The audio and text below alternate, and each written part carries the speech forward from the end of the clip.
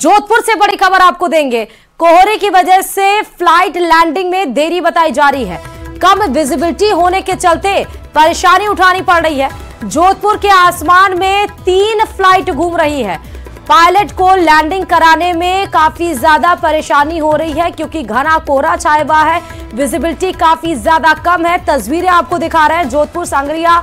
आप देख सकते हैं ये फ्लाइट की कैसे आसमान में 3 फ्लाइट्स हैं जो घूम रही हैं। लैंडिंग कराने में पायलट को बहुत ज्यादा परेशानी का सामना करना पड़ रहा है क्योंकि घने कोहरे की वजह से कुछ भी दिखाई नहीं पड़ रहा है। और इसमें सबसे बड़ा सवाल ये है क्योंकि पेट्रोल खत्म हो जाता है, जो गाड़ी का फ्यूल, माफ करिएगा, जो फ्यूल है वो खत्म। सबसे पहले ये सवाल उठता है कि अगर फ्यूल कम हो जाएगा तो कैसे होगी। ज्यादा जानकारी के साथ चंद्रशेखर हमारे संवाददाता इस खबर पर जुड़ चुके हैं। घने कोहरे की वजह से चंद्रशेखर, कितनी देर से 3 फ्लाइट आसमान में ही हैं? देखिए, अगर बात करें तो आज जोधपुर शहर और आसपास के कई ग्रामीण क्षेत्रों में लगातार जो है भारी कोहरा रहा, जिसके चलते कम विजिबिलिटी के कारण जो है फ्लाइट लैंडिंग में काफी परेशानी का सामना करना पड़ रहा है। 3 फ्लाइट जो थी वो लगातार जो है जो पायलट उनको लैंड कराने में असफल रहे, उनको परेशानी का सामना करना पड़ा, जिसके चलते आसपास के क्षेत्र में घूमती हुई दिखाई दी। प्राप्त जानकारी के अनुसार जो तीनों फ्लाइट है उनमें से एक फ्लाइट जो है लैंड हो चुकी है और एक अभी वर्तमान में जो बोरानाडा क्षेत्र और पिपाट क्षेत्र की तरफ जो है दिखाई दे रही है। अगर बात करें तो सेफ लैंडिंग के लिए जो प्रोटोकॉल है उसका पालन करते हुए लैंड कराना पड़ता है और जिसके चलते चूंकि ज्यादा कोहरा है तो ऐसे में जो है फ्लाइट लैंड कराने में दिक्कत आ रही है। जी अच्छा, अभी कोई अपडेट मिल पाया है कि कैसे फ्लाइट्स की लैंडिंग कराई जाएगी? देखिए, जो रनवे है वहां पे लाइट्स जो है ऑन कर दी गई और अब प्रयास किया जा रहा है कि सेफ लैंडिंग करा दी जाए। और जो प्राप्त जानकारी के अनुसार हालांकि इसमें कोई ऐसी बात नहीं है कि कोई बहुत ज्यादा दिक्कत है। कोई जो तकनीकी उपकरणों के माध्यम से अब लैंड कराने का प्रयास किया जा रहा है। जी, बहुत शुक्रिया चंद्रशेखर तमाम जानकारी देने के लिए खबर पर। और इधर राजस्थान में बारिश के बाद से तापमान में और गिरावट आ गई है, जिससे लोगों की परेशानियां और बढ़ गई हैं। लोग घरों में दुबकने को मजबूर हैं और ठंड से बचने के लिए अलाव का सहारा ले रहे हैं। वहीं कोहरे और कोल्ड डे को लेकर 16 जिलों में येलो अलर्ट जारी किया गया है। 4 तस्वीरें इस समय आपके सामने हैं। उदयपुर, सवाई माधोपुर, कोटपुतली, दौसा में घना कोहरा की वजह से, सर्द मौसम की वजह से कैसे रेल यातायात प्रभावित हो रहा है। रेल अपने समय से, रेलगाड़ियां अपने समय से देरी से चल रही है। कोटपुतली में आप देखिए पूरा शहर घने कोहरे के आगोश में छाया हुआ नजर आ रहा है। सवाई माधोपुर में जरूर गाड़ियां सड़कों पर चल रही हैं लेकिन हेडलाइट जलाते हुए, और साथ ही साथ गाड़ियों की रफ्तार भी स्लो है। वहीं पर उदयपुर में आप देखिए कि विजिबिलिटी काफी ज्यादा कम है और यहां पर बारिश और येलो अलर्ट जारी किया गया है। इस वजह से ठंड ने और ठिठुरन बढ़ा दी है, लोगों की दिनचर्या भी प्रभावित हो रही है। अजमेर लेकर चलते हैं। अजमेर में शनिवार को हुई बारिश के बाद आज सुबह पूरा शहर कोहरे के आगोश में लिपटा हुआ नजर आया, जिसके चलते विजिबिलिटी काफी ज्यादा कम नजर आ रही और विजिबिलिटी कम होकर 15 से 20 मीटर तक पहुंच गई। ऐसे में वाहन चालकों की परेशानी बढ़ गई और सड़क पर वाहन रेंग कर चल रहे हैं। ये आपको अजमेर की तस्वीर दिखा रहे हैं। पहले तो बारिश हुई रात में, सुबह जब लोगों की नींद टूटी और तब देखा कि पूरा शहर, बारिश के बाद मौसम साफ नहीं बल्कि घना कोहरा छाया हुआ है। लगातार हो रहे मौसम परिवर्तन के बाद सर्दी का सितम भी बढ़ने लगा है। अजमेर की बात करें तो शनिवार को मामूली बारिश के बाद आज रविवार को कोहरे की चादर लिपटी हुई नजर आ रही है। आप शहर का यहाँ पर नज़ारा दिखा रहा हूँ। पूरा शहर जो है वो कोहरे की आगोश में लिपटा हुआ नज़र आ रहा है। ये अजमेर शहर है। लोहा खान क्षेत्र से मैं यहाँ पहाड़ी से जो है नज़ारा दिखाना चाह रहा हूँ, जहाँ पर आप देखेंगे विजिबिलिटी जो है काफ़ी कम है। 3 से 4 मकानों के बाद कुछ भी यहाँ पर नज़र नहीं आ रहा है और इस कोहरे के कारण जो है सर्दी भी लगातार बढ़ रही है। सर्दी का जो सितम है वो अजमेर में लगातार बढ़ने लगा है। जो विजिबिलिटी है वो काफ़ी कम नज़र आ रही है। जो सड़कों पर वाहन चल रहे हैं वो जो है अपनी लाइटें जलाकर चलने को मजबूर है और ऐसे में सड़क हादसे भी हो सकते हैं। ऐसे में सभी को सतर्क रहने की आवश्यकता है। इसके साथ साथ मौसमी बीमारियों का खतरा भी जो है इस मौसम के कारण बढ़ने लगा है। विजिबिलिटी काफ़ी कम होने के कारण तापमान में भी गिरावट यहाँ पर देखने को को मिल रही है। यही कहता है कि सर्दी से बचाव को लेकर सावधान रहें और अलर्ट रहें। हालांकि इस बारिश के कारण मौसम में लगातार परिवर्तन देखा गया तो मौसमी बीमारियों का खतरा भी बढ़ सकता है। ऐसे में सभी को सतर्क रहने की आवश्यकता है। कैमरा पर्सन कौशल सेन के साथ अशोक सिंह, न्यूज़ 18 अजमेर। और वहीं सवाई माधोपुर में भी बरसात के बाद तापमान में गिरावट दर्ज की गई है। वहीं शीतलहर ने ठिठुरन और ज्यादा बढ़ा दी, जिसके वजह से लोग घरों में दुबकने को मजबूर हैं और जरूरी कामकाज की वजह से ही बाहर निकल रहे हैं। सवाई माधोपुर की भी तस्वीरें देखिए, जहां पर सर्दी का सितम और ज्यादा यहां पर बढ़ता हुआ नजर आ रहा। परेशानी है, सर्दी का माहौल बहुत ज्यादा है। टोंक 1 घंटे में पहुंचते तो 2 घंटे लग रहे हैं। अभी बहुत ज्यादा सर्दी पड़ रही है, इसमें चलाने साधन में परेशानी आ रही है। बहुत धीरे धीरे चलाना पड़ता है, आगे कुछ नहीं दिखता। जो समय 1 घंटे से 2 घंटे लग जाते हैं। सही निवाई से कोहरा पड़ रहा है। अच्छा, 1 घंटे में 2 घंटे लग रहे हैं। सफेद पट्टी नहीं है। चित्तौड़गढ़ में भी मौसम में लगातार बदलाव देखने को मिल रहा है। शनिवार को फिर से मौसम में परिवर्तन आया, जिसके चलते आसमान में बादल छाए और हल्की बारिश हुई, जिसके ठंडक और ज्यादा बढ़ गई। सर्दी से बचने के लिए लोग अलाव का सहारा ले रहे।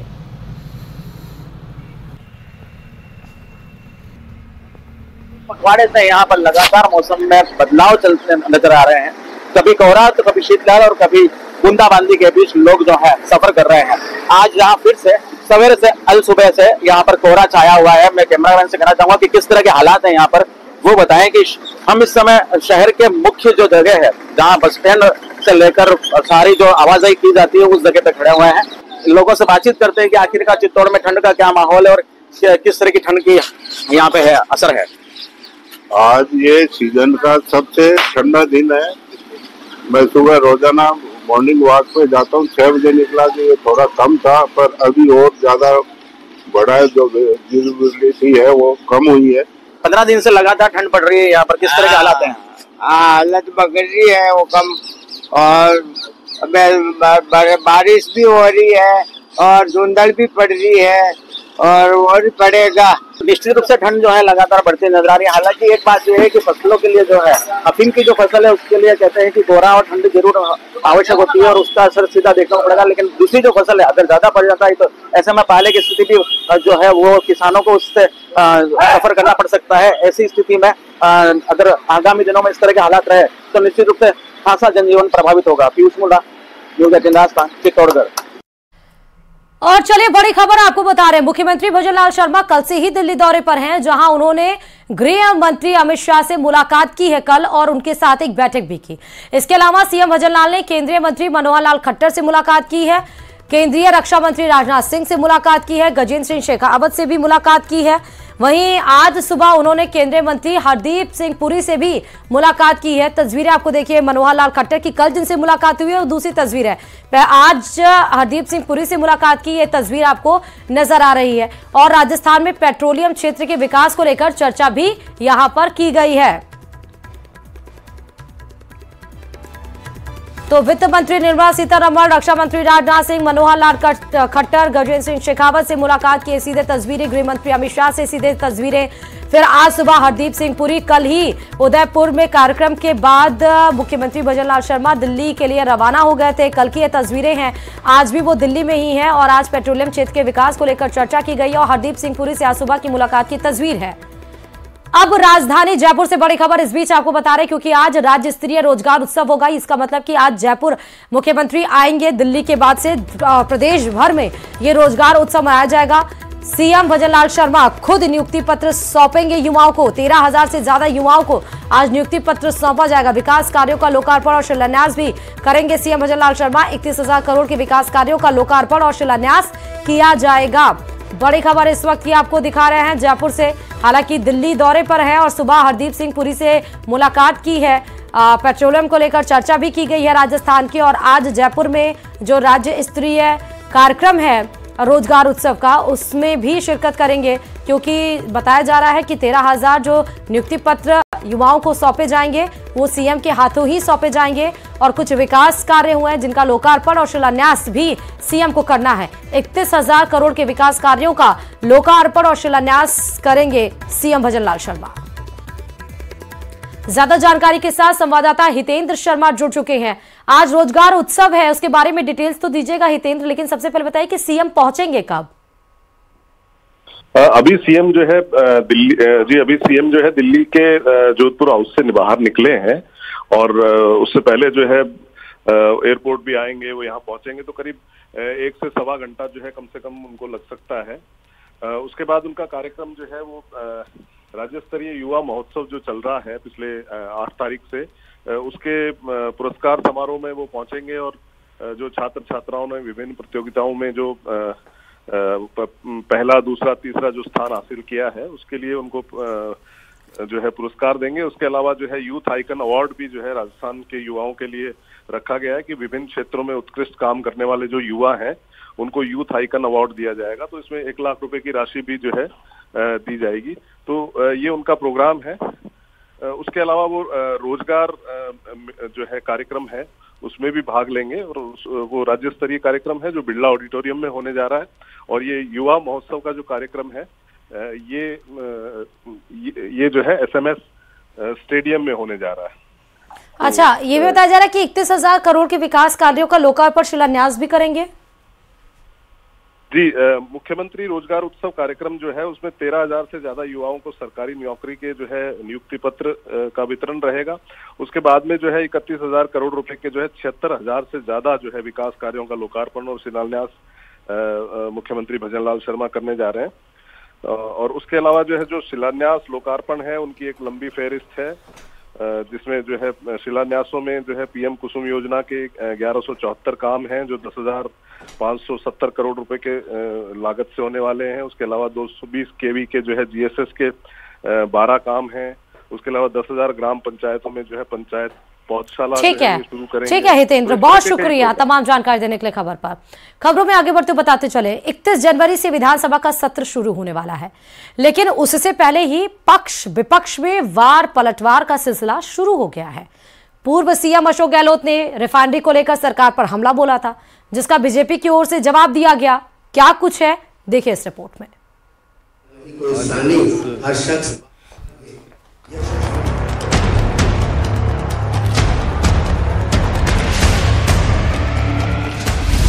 विधानसभा सत्र से पहले सियासी वॉर, विपक्ष का वार, बीजेपी ने किया पलटवार, मुद्दों पर बयानबाजी जारी, सियासत भारी।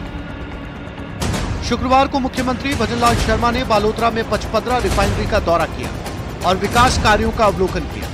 इसको लेकर इस वक्त प्रदेश में राजनीति का पारा हाई है। पूर्व CM अशोक गहलोत ने रिफाइनरी के बहाने सरकार पर हमला बोला, जिसमें उन्होंने कहा कि सरकार ने 1 साल बर्बाद कर दिया। देखिए, 1 साल बर्बाद और कर दिया। इनको चाहिए था सरकार बनते ही। रिफाइनरी का जब मैं गया था वहाँ पर रिव्यू करने के लिए, तो वादा किया था कि हम 31 दिसंबर 24 तक पूरा कर देंगे। अब ये कह रहे हैं 1 महीना 2 महीना, अच्छी बात है। अगर आ जाए 1-2 महीने के अंदर तो हमें खुशी होगी, क्योंकि 5 साल तो बर्बाद कर दिए। पूर्व CM के बयान पर बीजेपी हमलावर है। गहलोत के बयान पर कैबिनेट मंत्री जोगाराम पटेल ने पलटवार किया और कहा कि रिफाइनरी के नाम पर पूर्ववर्ती कांग्रेस सरकार के कार्यकाल में धोखा हुआ है। वहीं बीजेपी के नेता राजेंद्र राठौड़ ने गहलोत के बयान को हास्यास्पद बताया। अशोक गहलोत जी ने अपने संकल्प में कहा था, अपने विधानसभा में ये स्पष्ट रूप से कहा था कि हम 31 दिसंबर 2023 तक इस रिफाइनरी के कार्य को पूर्ण कर देंगे, लेकिन उन्होंने अपने कार्यकाल में पूर्ण नहीं की। और अब जब रिफाइनरी का काम अंतिम चरण में है और कल हमारे यशस्वी मुख्यमंत्री आदरणीय भजनलाल जी ने उनका निरीक्षण कर ये कहा है कि 2-3 महीने में ये पूर्ण रूप भव्यता ले लेगी, तो उनका ऊपर टीका टिप्पणी करना। रिफाइनरी पर पूर्व मुख्यमंत्री अशोक गहलोत जी का बयान न केवल हास्यास्पद है, बल्कि कह सकता हूं उल्टे बाज बरेली को 36,000 करोड़ से बनने वाली हमारे रिफाइनरी आज 72,000 करोड़ तक पहुंच गई। हमारा हिस्सा कम होता चला गया। घोषणा पर घोषणा 3 बार गहलोत साहब ने विधानसभा में बजट में घोषणा की थी, तारीख मुकर्रर की थी कि रिफाइनरी को वो दिसंबर 2024 से पहले चालू कर देंगे। कितना समय गुजर गया, अपना समय देखा नहीं। बीजेपी ने जहां रिफाइनरी के मुद्दे को लेकर कांग्रेस पर पलटवार किया, तो वहीं कांग्रेस नेताओं ने एसआई भर्ती और तबादलों को लेकर भी सरकार को घेरा है। नेता प्रतिपक्ष टीकाराम जूली ने एसआई भर्ती को लेकर हमला बोला और कहा कि पूरी सरकार में असमंजस की स्थिति है। वहीं कांग्रेस प्रदेश अध्यक्ष ने बीजेपी पर निशाना साधते हुए कहा कि सरकार को छठी का दूध याद दिला देंगे। देखिए, पेपर लीक पे बड़ा हंगामा करने वाली बीजेपी की सरकार, उनके समय में अभी पेपर लीक हो गया 4 दिन पहले, और एसआई भर्ती परीक्षा के लेकर भी बहुत बड़ी बड़ी बातें की गई थी, लेकिन जिन लोगों को इन्होंने पकड़ा वो जमानत पे छूट गए, ट्रेंडिंग करने लग गए, और ये इस सरकार की बड़ी इसमें फजीहत हुई। प्रदेश के अंदर मुद्दे ही मुद्दे हैं, इन्होंने तो कोई काम तो कुछ किया नहीं है। युवाओं को बरगलाने का काम कर रहे हैं कि हम आपको नौकरियां दे रहे हैं, कोई नौकरियां ये नहीं दे पा रहे हैं। जिला संभाग ये ख़त्म कर रहे हैं। किसान परेशान है, महंगाई कम कर नहीं पाए हैं। महिला सशक्तिकरण के लिए इन्होंने जो बातें की थी वो ये कोई कर नहीं पा रहे हैं। आज पेंशन किसी को मिल नहीं रही है, बेरोजगारी भत्ता मिल नहीं रहा है। तो मैं कितने मुद्दे गिनाऊं, बिजली का निजीकरण कर रहे हैं, इतने मुद्दे हैं कि इनको छट्टे का दूध याद दिला देंगे। बता दें 31 जनवरी से विधानसभा सत्र का आगाज होने वाला है। ऐसे में विपक्ष सरकार को घेरने की पूरी तैयारी में है। हालांकि सत्र से पहले ही प्रदेश की सियासत गरमाई हुई है और जमकर वार पलटवार हो रहा है। Bureau report, news 18। और चलिए अब आपको बड़ी खबर माउंट आबू से बताते चले। हिल स्टेशन में पैंथर का मूवमेंट देखा गया है। होटल की पार्किंग में घूमता नजर आया है पैंथर का मूवमेंट सीसीटीवी कैमरे में कैप्चर हो चुका है। होटल में रुके सैलानियों में डर का माहौल बताया जा रहा है। बड़ी खबर, पैंथर के मूवमेंट से सैलानियों में डर। ये आपको सीधे तस्वीरें आपको दिखा रहे हैं जहां सैलानी ने ही अपनी कार से ये वीडियो कैप्चर कर लिया अपने मोबाइल में, जहां चहलकदमी करते हुए रोड पर ये पैंथर नजर आ रहा। जैसे ही गाड़ी देखी, उसकी हेडलाइट देखी, रोशनी देखी, तो पैंथर एक साइड से रोड के दूसरे साइड क्रॉस करते हुए जंगल में चला जाता है। यहाँ पर इस एरिया में कई जगह पर, मतलब इसी जगह पर कई बार पैंथर के मूवमेंट्स देखे गए हैं। सैलानियों में इसको लेकर डर भी बताया जा रहा है। होटल की पार्किंग में ये नजर आया है घूमता हुआ। हिल स्टेशन में पैंथर के मूवमेंट से बड़ी खबर आपको माउंट आबू से बता रहे हैं।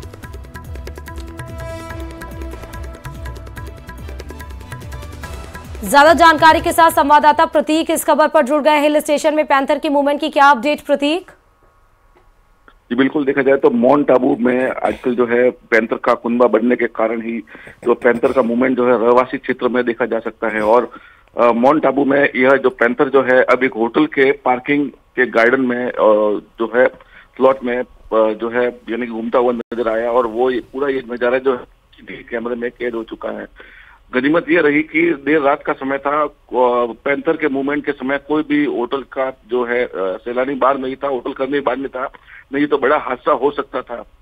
लेकिन पैंथर के लगातार अब होटलों के अंदर मूवमेंट से जो है सैलानियों में व स्थानीय लोगों में डर का माहौल बना हुआ है। हालांकि किसी प्रकार की गनीमत रही कि कोई जनहानि नहीं हुई, लेकिन पैंथर का मूवमेंट लगातार जो है माउंट आबू के वन्य सेंचुरी क्षेत्र में बढ़ता जा रहा है। और अच्छा, जो आजकल जो देखा जाए तो वहां पर खाने पीने के जो सामान जो है उनको तलाश में भी जो है पैंथर जो है रहवासी क्षेत्र में आ रहा है। जी ठीक है, बहुत शुक्रिया प्रतीक तमाम जानकारी देने के लिए। खबर पर आपको ये तस्वीरें दिखा रहे हैं जो सीसीटीवी कैमरे में कैप्चर हो चुकी हैं। जिस जगह पर ये चहलकदमी कर रहा है बेफिक्र होकर पैंथर, ये होटल का पार्किंग एरिया है। सीसीटीवी कैमरे में ये पैंथर का मूवमेंट कैप्चर हुआ और ये होटल का पार्किंग एरिया है।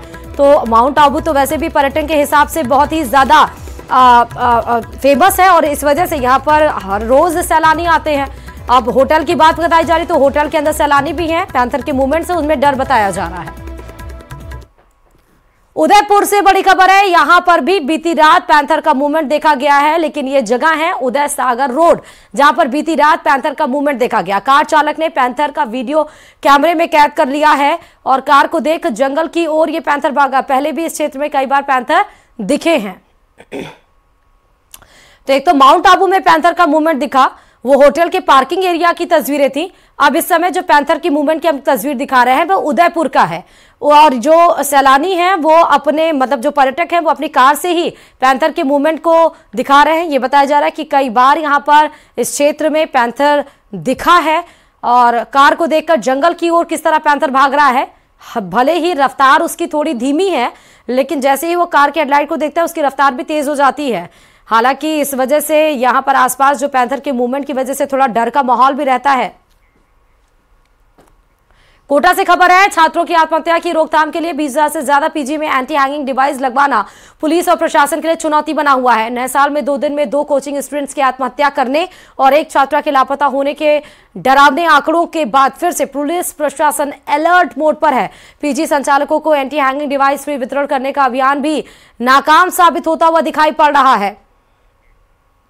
प्रयास रहता है इसमें कि अच्छा एक माहौल रहेगा, और उसी इसमें एक गाइडलाइंस की लगातार हमें पालना करनी चाहिए। उसी के लिए सभी कोचिंग और जो हॉस्टल एसोसिएशन है उनकी एक जो रेगुलर क्रम में मीटिंग होती है उसी में ही एक उनके साथ मीटिंग लेकर और उनको वापस पुनः सभी को कहा गया कि गाइडलाइंस की पालना करना है। कोचिंग स्टूडेंट की सुसाइड की रोकथाम के लिए जिला प्रशासन व पुलिस की तरफ से शहर के तमाम हॉस्टल व पीजी के कमरों में लगे पंखों में एंटी हैंगिंग डिवाइस लगवाने के निर्देश दिए हुए हैं, ताकि कोई भी स्टूडेंट पंखे से लटक कर आत्महत्या जैसा कदम नहीं उठा सकता। आइए हम एक हॉस्टल में पहुंचे हैं जहां की तस्वीरें दिखाते हैं और जानते हैं कि आखिर एंटी हैंगिंग डिवाइस होता क्या है। ये एक हॉस्टल में एक कमरा है जो जिस कमरे के अंदर जो पंखा लगा हुआ है, ऊपर इसके बीच में जो सफ़ेद पट्टी टाइप नज़र जो आ रही है, यही एक इसी के अंदर एक स्प्रिंग होती है। करीब 200 रुपये की एक स्प्रिंग होती है जो इसके अंदर लगाई जाती है, और इस एंटी हैंगिंग डिवाइस लगाने के बाद कोई भी स्टूडेंट सहित कोई भी अन्य जो है लटक कर आत्महत्या नहीं कर सकता। पंखे से लटक कर सुसाइड करने की स्थिति में पंखा धीरे धीरे स्प्रिंग के जरिए नीचे आ जाता है और कोचिंग स्टूडेंट की जान बच जाती है। शहर के अलग अलग कोचिंग इलाकों में एंटी हैंगिंग डिवाइस लगवाने के निर्देश दिए हुए हैं। जिला प्रशासन व पुलिस की तरफ से जो गाइडलाइन जारी की गई है उसमें एंटी हैंगिंग डिवाइस लगवाना ज़रूरी है, लेकिन जिला प्रशासन के आदेशों की कई हॉस्टल व पीजी संचालक पालना भी नहीं कर पा रहे हैं। कोटा से न्यूज़ 18 राजस्थान के लिए ओम प्रकाश मारू। और चलिए राजधानी जयपुर से आपको खबर बता रहे हैं। जयपुर की टोंक रोड पर अजीब वाकया सामने आया। जमीन से आग निकलने लगी। नगर निगम ग्रेटर मुख्यालय लाल कोठी के सामने का ये पूरा मामला है। घटना का वीडियो सोशल मीडिया पर वायरल हो रहा है। सीएनजी की पाइपलाइन में गैस रिसाव से आग की अफवाह फैली। सूचना मिलने पर पुलिस और अन्य विभागों के अधिकारी मौके पर पहुंचे। जांच में सामने आया कि भूमिगत केबल में फॉल्ट होने से ये चिंगारियां निकलने लगी थी।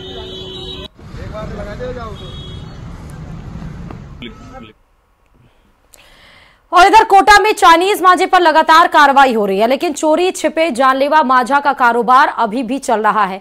1 महीने की अगर बात करें तो अब तक शहर के अलग अलग इलाकों में हुई कार्रवाई में 900 चाइनीज मांझे के रोल जब्त किए गए हैं। अब कार्रवाई के साथ अग्निशमन विभाग और सख्त हो गया है। चालान के साथ दुकान को सीज करने की कार्रवाई भी शुरू कर दी गई। चाइनीज मांझा पकड़े जाने पर 3 दुकानों को सीज किया है। वहीं 500 से 5000 रुपए तक के चालान भी बनाए जा रहे हैं। अभी तक 900 से अधिक रोल हम जला चुके हैं, जलाकर नष्ट कर चुके हैं फायर स्टेशन पर जाके, और दुकानों के सामने भी हमने रोल जलाकर नष्ट कर दी दुकानों, और तीन दुकानें सीज भी कर दी हमने, उनको बंद भी करवा दिया गया है। और आज 2 दिन से हम चालान भी बना रहे हैं इनका। 500 से लेकर 5000 तक का चालान काट रहे हैं, छोटी दुकानों का 500, बड़ी दुकानों का 5000। और चलिए जयपुर से बड़ी खबर बताते चले। राजस्थान रोडवेज और महाकुंभ से जुड़ी अपडेट ये है कि प्रयागराज के लिए रवाना हुई है 322 ब्लू लाइन बस। सिंधी कैंप से प्रयागराज के लिए यात्री रवाना हुए हैं। आज से रोज प्रयागराज जाएंगी रोडवेज की 2 बसें। रात 8 बजे प्रयागराज पहुंचेंगी रोडवेज की बस। तो काफी ज्यादा यात्रियों के लिए सुविधा मुहैया करा रही है राज्य सरकार। उन श्रद्धालुओं के लिए जो राजस्थान से प्रयागराज का सफर तय करना चाहते हैं और इसीलिए रोडवेज की ये सुविधा, ये बस की सुविधा मुहैया कराई गई है सरकार की तरफ से, ताकि जो श्रद्धालु प्रयागराज जाना चाहते हैं, महाकुंभ में जाना चाहते हैं, वो जा सके। आज से ही बताया जा रहा है कि रोडवेज की 2 बसें संचालित की जाएंगी। रात 8 बजे रोडवेज की 2 बसें और रात 8 बजे ये प्रयागराज पहुंचेंगी रोडवेज की बसें। बताते चलें कि 13 जनवरी से महाकुंभ शुरू हो रहा है, जिसमें करोड़ों की संख्या में श्रद्धालुओं का पहुंचने का सिलसिला बताया जा रहा है। काफी ज्यादा भव्य दिव्य तरीके से पूरे प्रयागराज को सजा दिया गया है। सुरक्षा के विशेष इंतजाम किए गए हैं।